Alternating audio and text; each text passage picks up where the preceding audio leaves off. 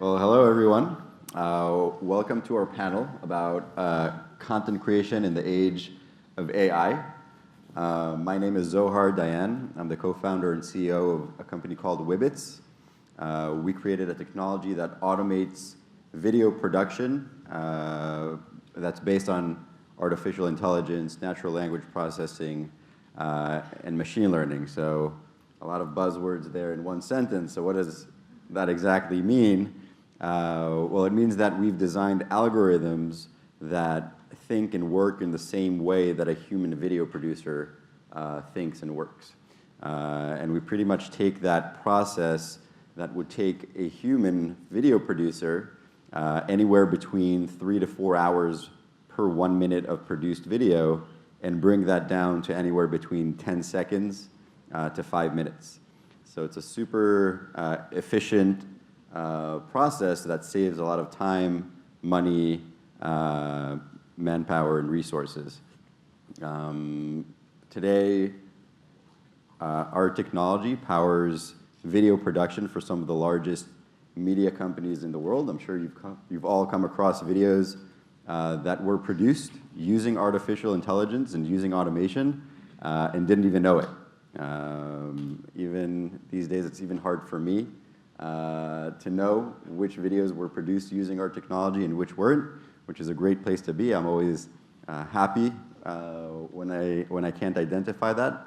But companies from NBC, CBS, Reuters, the Weather Channel, Forbes, Time Inc., Meredith, TMZ, USA Today all use our technology on a daily basis to produce video content that you see across all their channels, whether it's on their owned and operated websites, social media accounts, across Facebook, Instagram, Snapchat, and so forth. And we're big believers in AI when it comes to making processes more efficient in media companies, in online publishers, and even brands. So pretty much every storyteller these days, we believe, can leverage AI in ways that enable them to really focus on the storytelling part and less on the mechanical work that goes into telling some of these stories. And that's very true when it comes to video.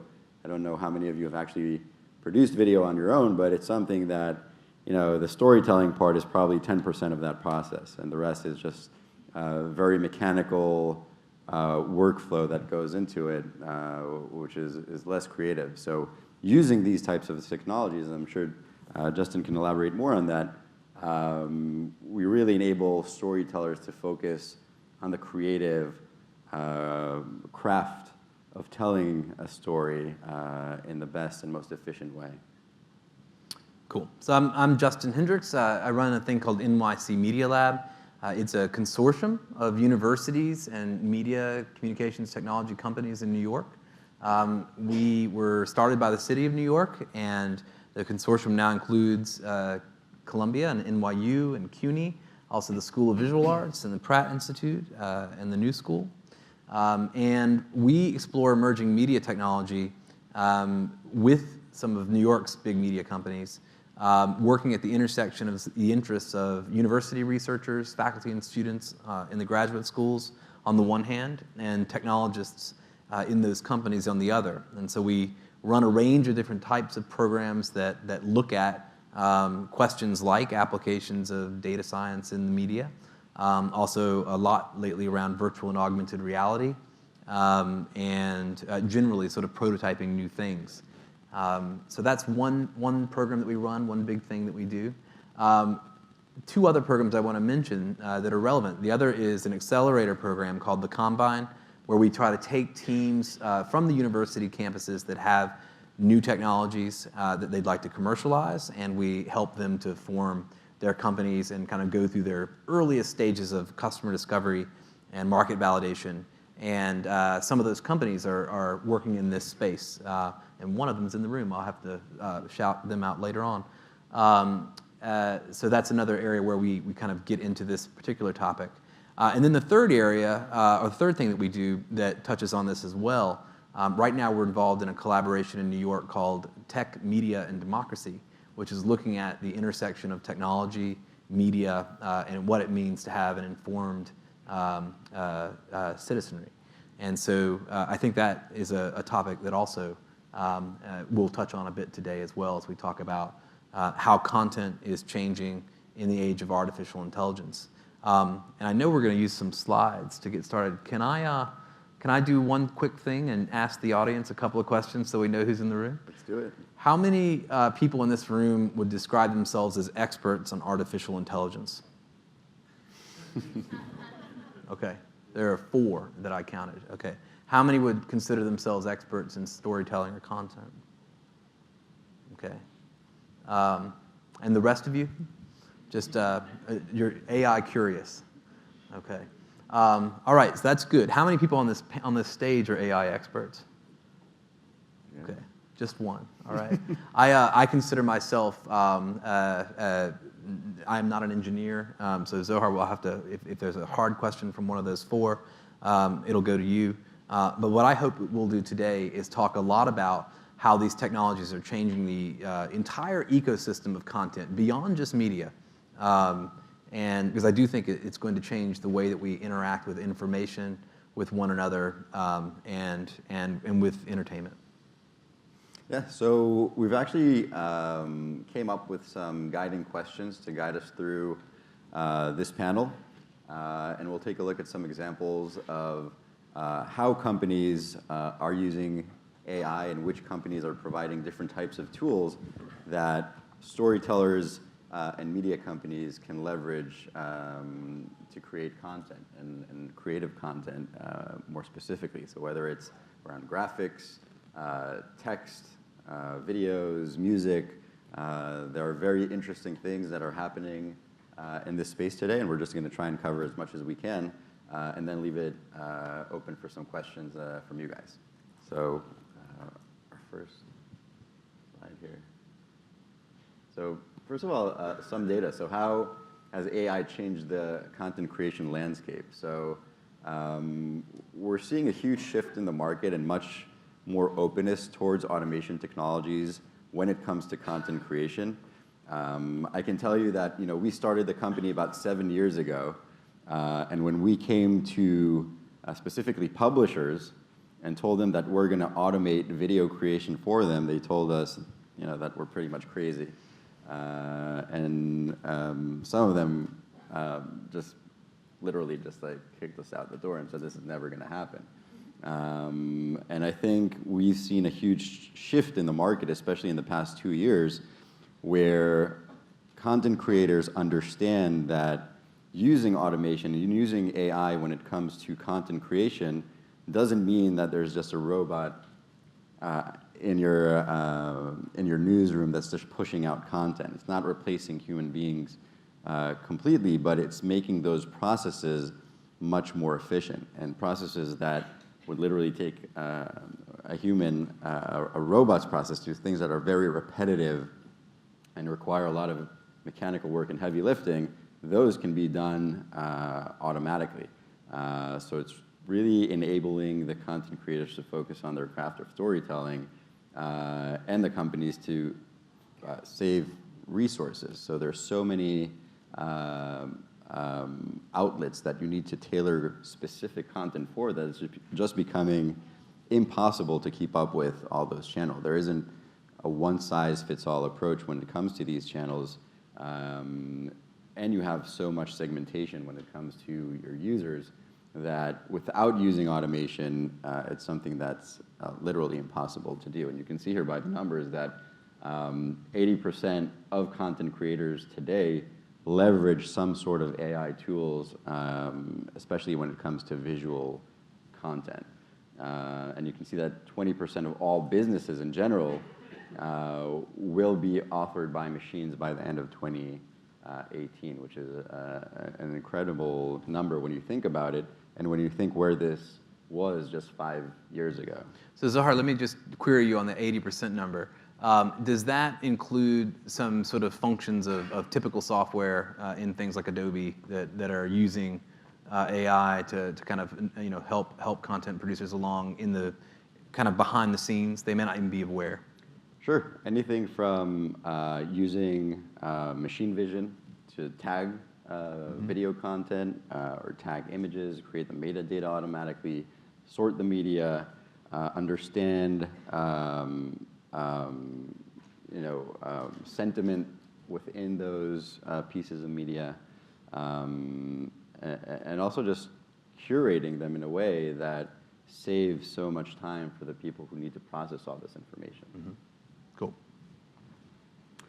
So we can take a look here at some of the companies who are leading AI when it comes to content creation. We've segmented it into a few verticals. So we got text creation. These are companies that are using natural language generation to produce textual content based on data. So a lot of financial earning reports and sports content is created today by machines 100% just working off of data. And just goes to show that if you, as a storyteller, as a newsroom, structure your content in the right way, you can really leverage it or leverage automation when it comes to producing that type of content. And we see the AP actually doing a great job with that by automating thousands of earning reports every year using technologies like automated insights, for example. We see companies, even like Reuters, who are generating text articles based on sports data. So you can basically take a box score or all the data that's available from sports games and create 3 different types of text articles. 1 pro home team, 1 pro away team, and 1 neutral. And that's done literally in a matter of seconds. So imagine how much time that saves when you think about all the different leagues there are. We see that a lot for high school games, college, and even professional sports. The other segment here is audio. So we see a lot of very interesting companies that are composing music soundtracks using robots. So you can pick the exact length of the musical piece you want to generate, the genre, the pace, where within that time frame you want the peak to be in terms of the evoking the emotion, and it produces the musical soundtrack. So it's literally creating art using artificial intelligence, which is pretty amazing to see. One of the interesting companies there is Amper, who are doing a great job. Graphics, so whether it's, like we mentioned before, understanding what's inside an image or a video, what is the main point of interest. One of the main use cases for that today is when it comes to creating content for vertical video. For platforms like Snapchat Discover or Instagram Stories, if you think about it, most of the video today is shot in landscape format. And when you cut it down to vertical, you have the risk of losing the main object that may be located on the side of the video. And even we are using forms of machine vision to understand where is that main point of interest within the video or image, and know how to place it automatically in a way that it won't cut it off when you do vertical. Graphic is another great example for a company that is automatically creating visual graphs. So they're using data to create charts and graphs and to visualize big data. This company was actually acquired pretty recently by Amazon, which also shows kind of how the entire trend of content consumption is becoming much more visual, or a combination of audio-visual. If you think about IoT devices like the Amazon Echo, Google Home, the HomePod, these are all currently mostly audio interfaces, but we're seeing more and more kind of connectivity between screens and these audio assistants that many of these companies put together can really give a lot of added value. Take, for example, the Amazon Echo Show now that has a screen. So using a company like Graphic, you can visualize the answers that you would typically get through audio only. And in our case, video. So we see quite a few use cases when it comes to video, understanding video, generating video. We see a lot of segmentation there for B2C types of solutions. So things like even Google Photos can automatically understand what's inside the pictures that you shoot on your phone or the videos that you shoot on your phone, when they were taken, where is the main piece of action happening there, who's inside those photos or videos. Is it your brother, your daughter, your son, your mother? And automatically generate a video for you. In our case, we do it more on the enterprise and business sides of it. Mm-hmm. Let me if we'll just stay on here for just a second. So some of these companies, anybody heard of Amper or spend any time on Amper? So Amper is a New York company. They sit in Two Sigma Ventures, which is sort of a venture arm of the quantitative hedge fund Two Sigma, which has a kind of general thesis that data and AI are going to change everything. So that's the sort of stuff they invest in. And Amper was started by a Columbia Business School graduate called Drew Silverstein, who has done a really nice job at that. But if you go on the site and you check it out, you can go right now and generate a piece of completely original, royalty-free music. You can manipulate the kind of emotional sentiment of that piece. You can manipulate the length or the pace or the instrumentation, all of that. And he's built just an incredibly easy to use interface that, if you're somebody who's producing a video and you need a soundtrack, or you, I don't know, want to come up with the latest parody song that you want to publish to YouTube, it's an excellent tool. And a really good example. And he really prototyped that on a spreadsheet. So now it's sort of powered by AI, but he started off the origin of that company really with a really complicated pivot table, and it's interesting when you look at some of these companies in the tech side.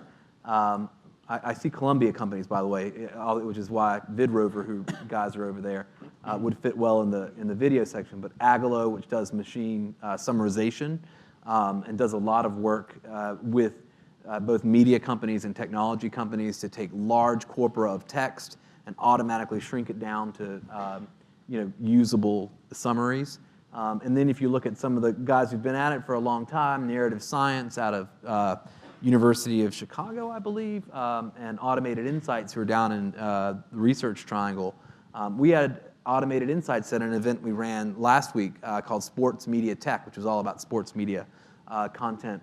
And they were talking about some of the application areas that Zohar mentioned, being able to deliver, in this case, written report on just vast amounts of sports data and information on down into little leagues and hyper kind of specific content areas where it would never make sense for a human being to produce that type of content.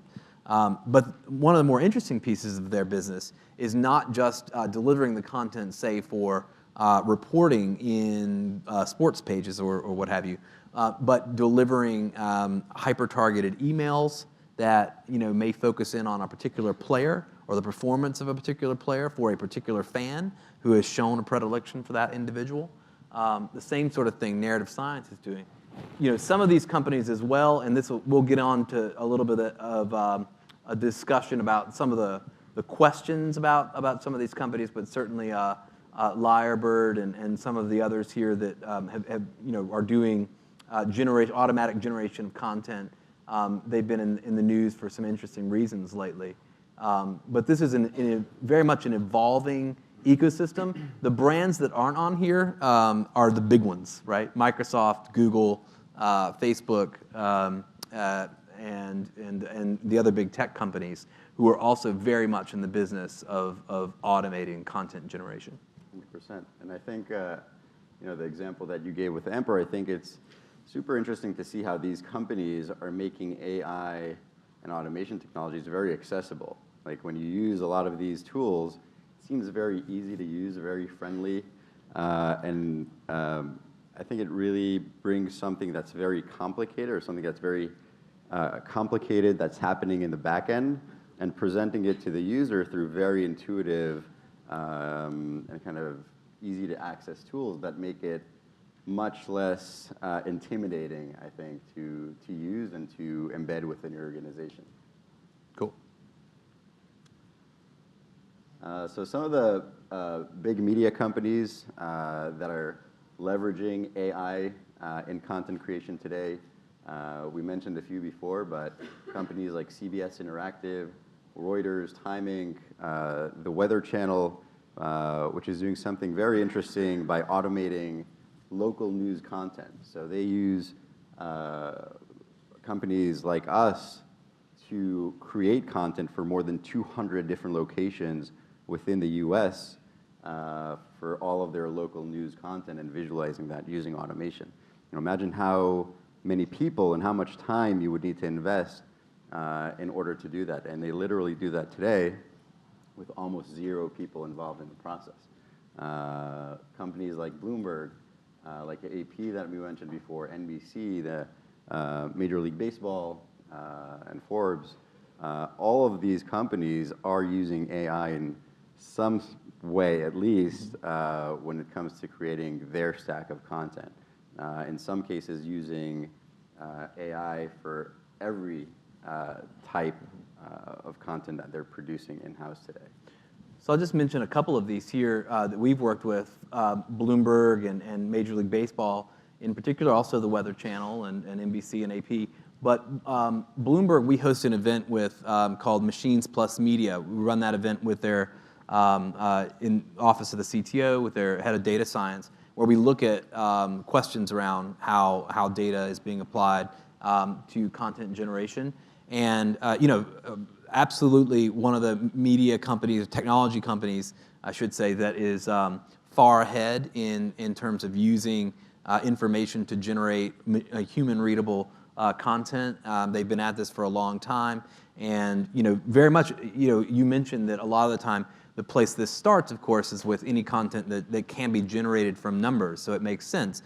Financial information, weather information, sports information, where you're dealing with corpora of statistics or scores or temperatures or whatever it might be, makes it quite a lot easier to do these things. But they're all investing now in quite large teams of people who are looking after AI, machine learning, natural language processing. One of the things that I've had the opportunity to do in the Media Lab is to watch how media companies have invested in this area.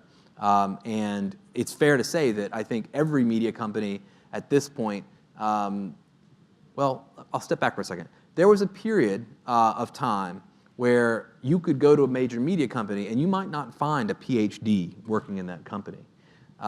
That's not really the case anymore. Most of these companies are now employing PhD data scientists.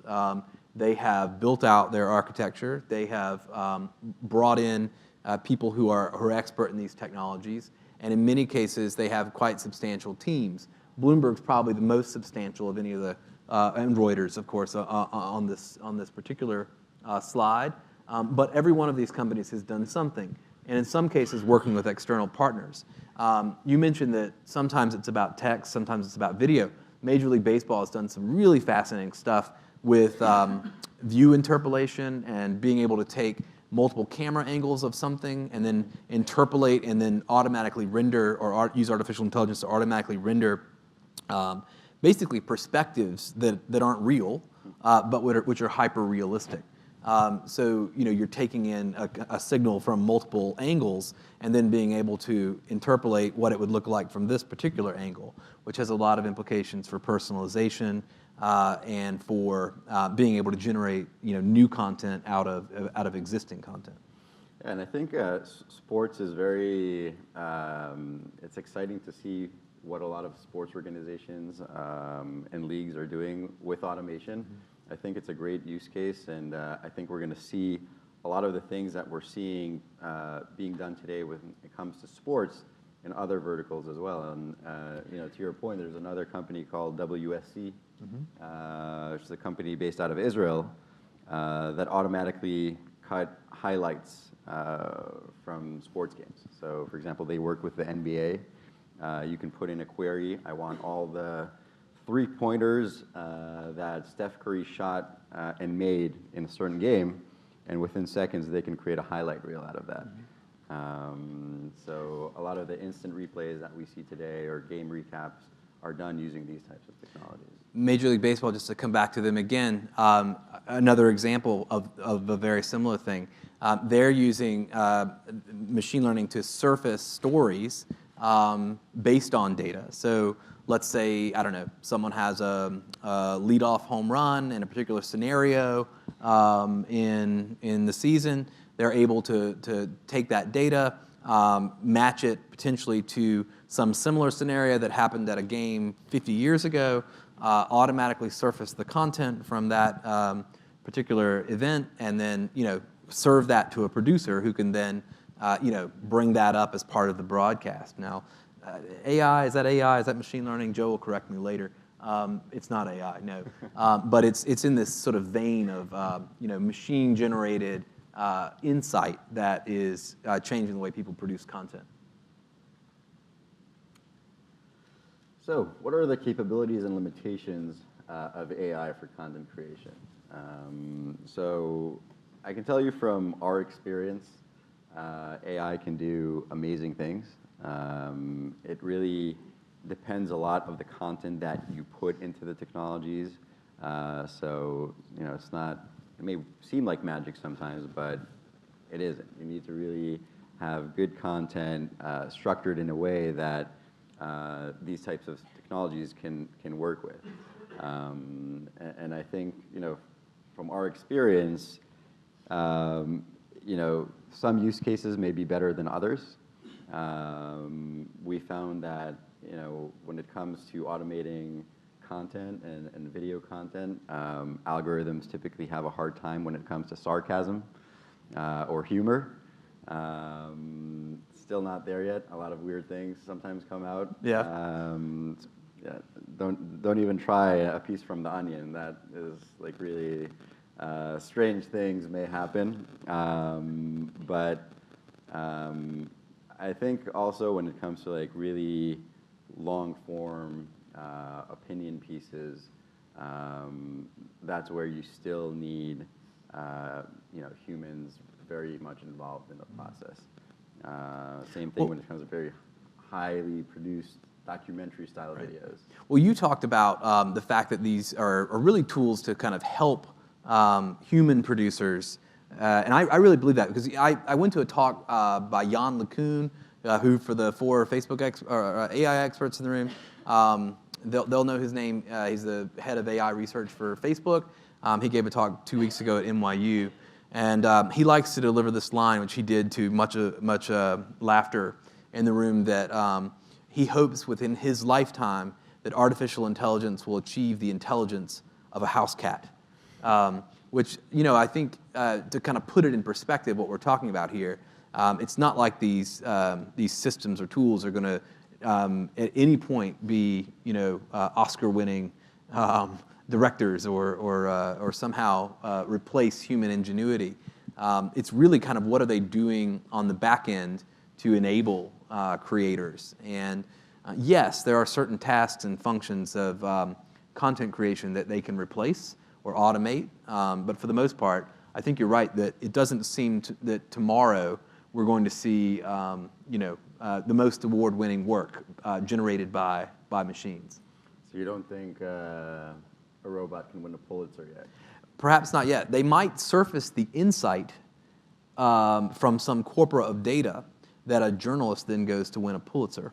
I believe that will happen. There will be some machine that's connected to some database that will notice a pattern that maybe the humans missed, and that will then form the insight for that thing. I absolutely believe that. but I'm not certain that we'll be able to give Watson a Pulitzer anytime soon. Speaking of Watson, recently Watson was used to create a movie trailer, which was interesting to see. Based on machine learning, Watson was fed many different types of trailers and tried to figure out how to produce one on its own. It was interesting, but it's still definitely not there yet. Did it do a reasonable job? Did a reasonable job. Good. And I also think, when it comes to the capabilities, I was recently talking to Francesco Marconi, previously at the AP, now at the Wall Street Journal, about the future of AI when it comes to journalism. And we touched a bit about whether it will be possible for a robot to win a Pulitzer. And he had this very interesting kind of idea of where we're heading, and what we're going to see in the future is kind of like self-gathering news. Yeah. Where machines can pick up on certain information, whether it's on social media or user-generated content or data that's it's kind of listening to, and automatically even deploy robots or drones to capture that footage, capture those images, bring them back, understand what's in them, automatically edit them, and publish them 100% automatically, which is kind of scary when you think about it, but it's also pretty cool, I think. Yeah, and some of that's just these are signals, and it's not necessarily AI, but unless you think of like a Slack bot as AI or something like that, but like we had Craig Silverman come and give a talk at this Tech Media and Democracy course that I mentioned a couple of weeks ago, who's the BuzzFeed reporter who's done a lot to break news around fraud in the ad tech ecosystem and how fake news travels on the internet. And one of the things that he talked about was using a variety of analytic tools, had this kind of like ritual of observing these analytics, and occasionally one of them would pop, and that for him was this sort of machine signal that there's something going on over here. And then that would then serve as the insight that he'd carry on with his reporting. I think that's the kind of thing Francesco's talking about, but it's easy to imagine that 3-5 years from now that it's much more significant than that, where you do have maybe much more complex listening tools that are observing information, collecting information, and then surfacing it for a journalist. 100%. So we talked a bit about this, but how does AI change the content creation process? You mentioned kind of trailers, reels, segments. We're seeing a lot of the companies we work with. These are things that a lot of media companies in particular, or even advertising agencies, PR agencies, they're having to do a lot of this stuff where they're taking a large amount of content and trying to collapse it into a short set of highlights, or they're trying to make it a lot shorter or get the gist of it. We're seeing a lot of companies experiment with how to do this using data science, and I think that's one of the things that's going to be true. That the job of a producer, which many producers would sit in front of the Avid or whatever and just slice, a lot of that work, the time of that work, may be taken by the machine, which will give them hopefully more time to spend on actually honing message and thinking about the more creative aspects of it. I do believe that a lot of that will be automated in the normal course of delivering content. Sure, and I also think the way that you need to structure your data when it comes to your newsroom is changing, and it's affecting how content is being created using automation technologies. And I think many companies that we're working with are kind of future-proofing their content or building infrastructures that would help these types of technologies make sense and make use of their content in a more efficient way. And I think, you've touched on it before, but many of these companies are creating in-house innovation teams that are constantly monitoring the ecosystem and looking for companies and partnerships that they can work with, and kind of circling back internally into their teams and trying to strategize how they can create and file their content, create APIs around their content, even write it in a certain way that automation technologies, or even, just as an example, voice assistants can work with that content. And I think, we're seeing with some of our partners, they're writing, spoken paragraphs that are attached to every story that they're publishing today. So their editors are required not just to write the entire story, but also to have a paragraph that can be spoken out. Because it's very different when you write content that's meant to be read or content that's made to be heard or spoken out. So when you ask, your Echo, for your news flash, you actually hear something that it feels like an anchor would say, and not somebody just reading out the newspaper.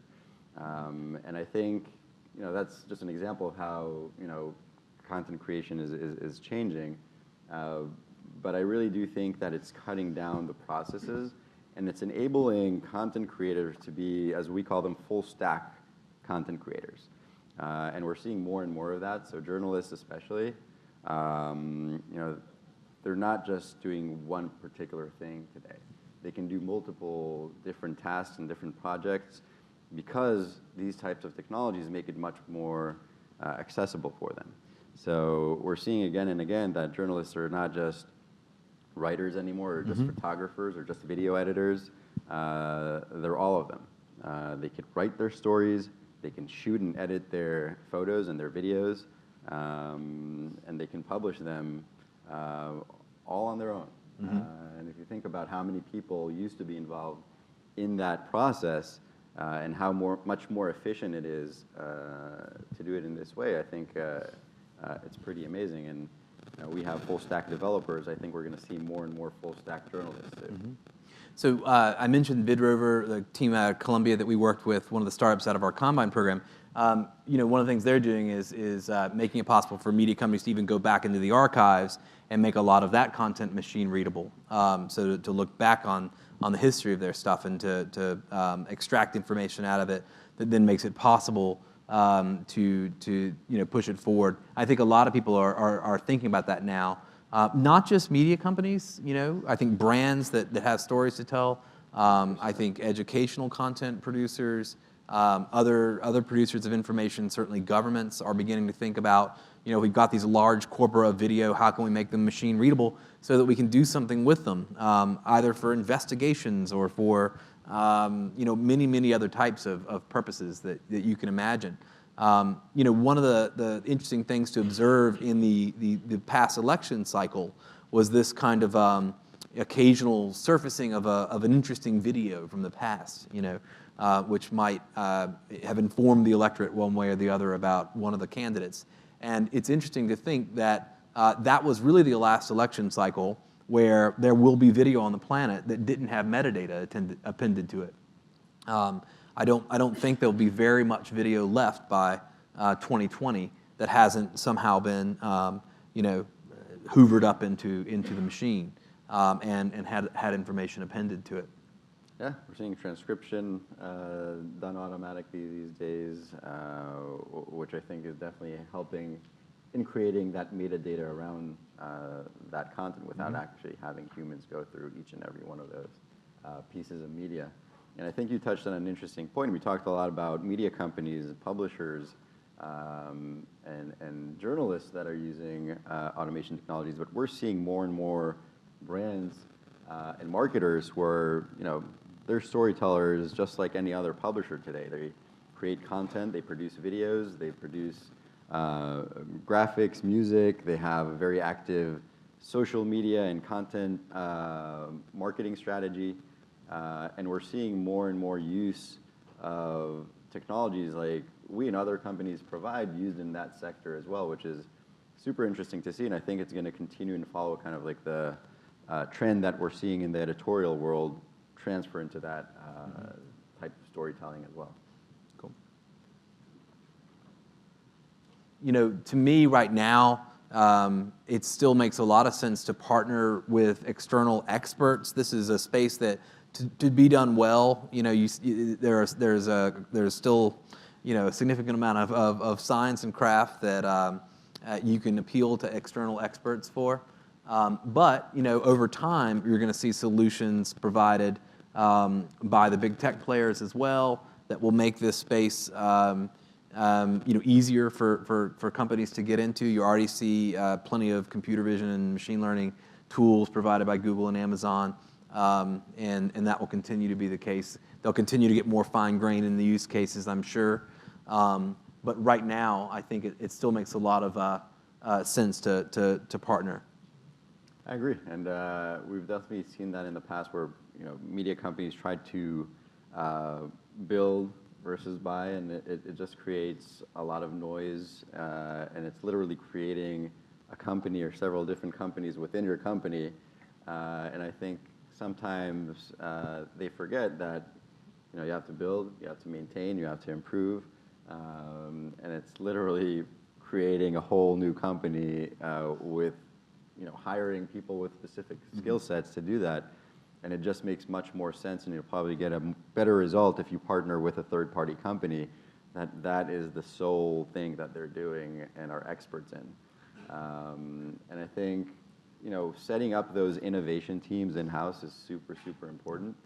And just being that source within the company that is the leader and kind of points to the direction and understands the internal goals and strategies of the company and knows how to scout and find the most relevant companies to answer those challenges and goals that they have will be crucial for media companies to implement AI and automation technologies in a successful way. I will say the other thing too about this one. I think that the technology is already beyond where most companies are sort of comfortable, and there are many companies out there that just simply haven't given this enough attention. They haven't tried it enough. The kind of opportunity to push costs down and to create content in this way and to experiment with content in this way. I think that's another major challenge for many large corporations, especially, just to kind of let the way we've done things in past kind of move on beyond that. Yeah, I think one of the biggest challenges is getting that internal buy-in and confidence, especially when it comes to the premium brands that you all probably know. It's very hard to do, and it usually takes a very long time to get those stakeholders to buy in. But when it's done, and when it's done right, we're seeing a lot of success with that. Cool. Okay, fun stuff. All right. So here's where I think we should talk also about some of the key. So some of you are out there thinking about these things right now. 5 years from now, right? Have all media companies employed AI to push the cost of content creation to zero? Are all the journalists out of jobs? Are producers in the breadline?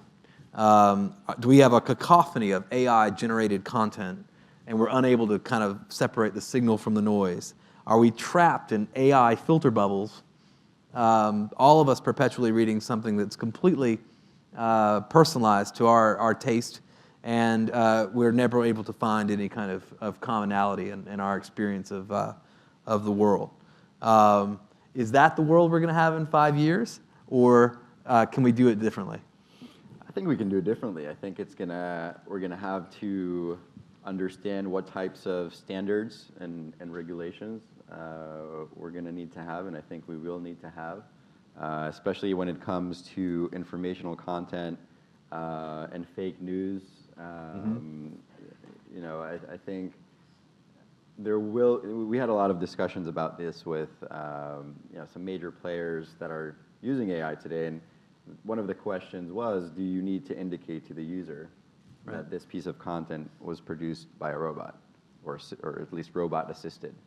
And I think the consensus was yes, you need to inform the user for them to know, first of all, that it was produced by a robot, that it could potentially have mistakes, and to understand where the data came from. So really understanding the process that went into creating that piece of content. And I think that's going to involve a lot of educating, not just in the content creation space, but also to users to understand that even today you are consuming content that was not produced by humans potentially. And I think users do have a right to know that. But I definitely think that many jobs that we know today will be very different. Yeah. I agree. I think that these the opportunity with these technologies is enormous, and it's absolutely the case that these technologies are being developed and will be deployed at scale across every sector of the economy to deliver content and information to people, from education through journalism to entertainment. Absolutely the case. It's undeniable. It's going to happen. So that leaves you to the question: what do you do to make sure that we're not living in some kind of wretched dystopia? And I think it then becomes about privacy, data privacy, data sovereignty. All of those types of questions become very important. Why am I seeing this content? Why is this portrayed to me in the way that it is? Do I have the right to know that? Or is it a black box on the other end? How did this information get to me? What was the motivation of the artificial intelligence or the owner of the artificial intelligence that created this content on my behalf? Those types of things become very important for us to know in this context. And it's also my hope, Joe and I from VidRover were talking earlier about this question actually, in 5 years' time, what can we hope for? And he said, an interesting thing, he said, I hope that we can deal with, I'm going to kind of maybe put some words in your mouth, there's so much content, we're confronted with it all the time, that it's literally like a torrent of information that we're confronted with now on the internet. Wouldn't it be nice if we had, some machines of love and grace out there working on our behalf, helping us to understand, helping us to engage, helping us to have a personalized experience of all of that content, but one that we can understand, and we understand its motivations, we understand the choices that have been made in getting that content to us. I'm wondering if we're going to get to that point in 5 years, or if that might be a little bit longer of a horizon. I tend to believe it's going to be a bit longer, but I definitely think that we will get there. I mean, we have, I think, a lot of the pieces that are needed in order to get to that point. It's just a matter of fine-tuning them and making them work together in a better way. But I do think that we're going to see very incremental advances in the next 5 years. In the next 10 years, that could be even more interesting, I think. When you think about the idea of content, what it is, ideas, right? We need those. We're in a strange situation on this planet right now. We need better understanding to be able to solve some of these massive problems that are being discussed at this conference this week. And to do that, we need more information. We're going to need these technologies to help us both gather, consume, and understand information. And so we all have a vested interest in seeing that this works out. I just think that we're going to have to put a lot of shoulder into making sure we deal with some of the externalities along the way. So I think we're going to end it there. Yeah. We're going to stick around a bit more if you have some questions. So thank you very much.